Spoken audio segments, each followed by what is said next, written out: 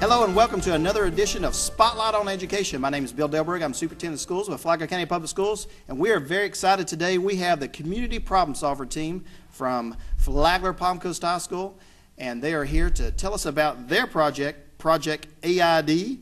And so I guess first off, can you briefly explain to me what Project AID is? Yes. First off, I'd like to thank you for letting us on your show for this great opportunity.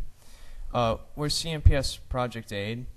And basically, we're a community problem-solving group who's trying to get the word of diabetes out there. During research, we found out that 23.6 million people just in America have diabetes, and we found that to be a very large number. And also during this research, we discovered that 6 million of those people do not even know they have diabetes.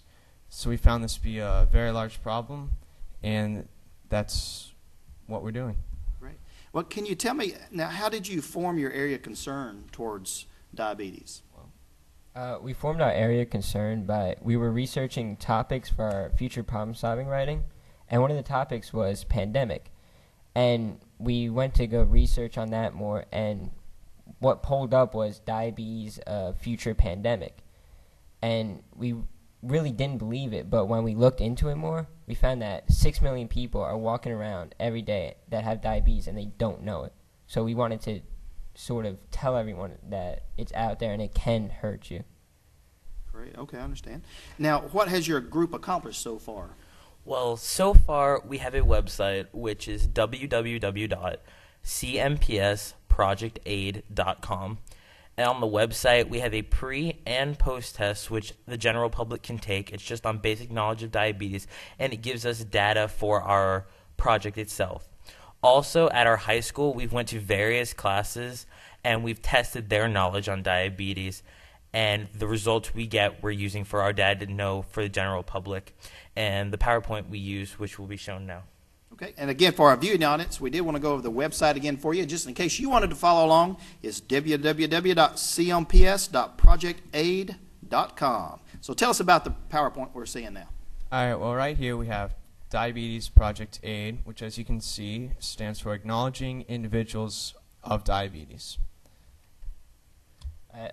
Here we got our first slide. It shows a picture of two superstars, Nick Jonas and Tiger Woods. And with this slide, we have the kids sort of guess, do they know which one has diabetes? Because when you have diabetes, you can't tell by physical appearance.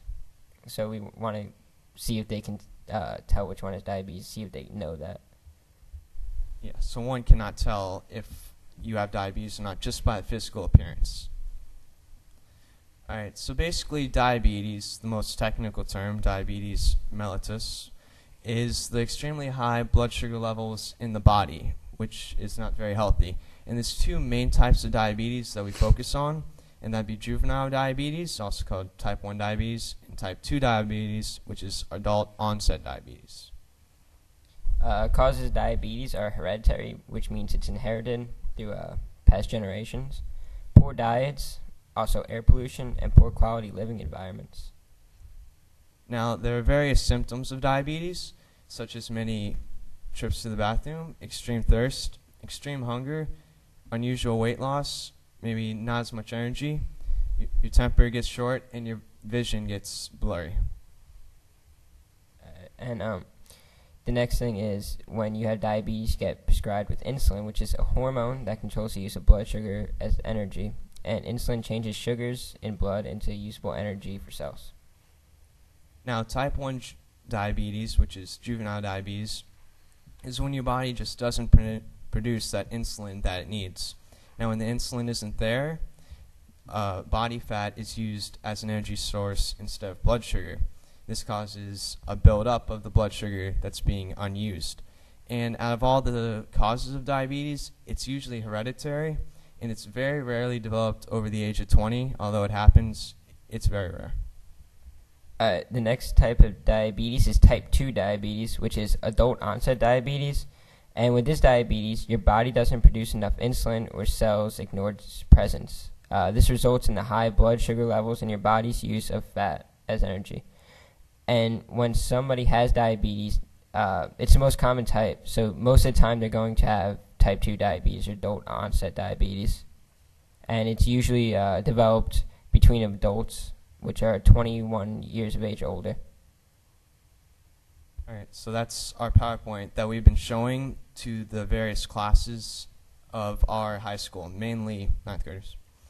Okay. Now, where did you find people to take this survey and gain the data on your website? We've had 3 teachers want to participate so far. They've had Mac carts in their classroom, so each student could use a Mac computer. What they did was use a website, and they would go on the internet and they would take the pre-test. Then we would present them with the PowerPoint, and then they would take the post-test so we could look at the data. We have had Mr. Champion's pre-IB 9th grade class, Mr. Campana's 9th grade class, and 2 of Miss Witt's honors classes, all 9th graders so far. So you're involving a lot of folks. That's great. Yep, so far. Now, I understand that you also are working with another community problem solvers group at Indian Trails Middle School. Are y'all helping them?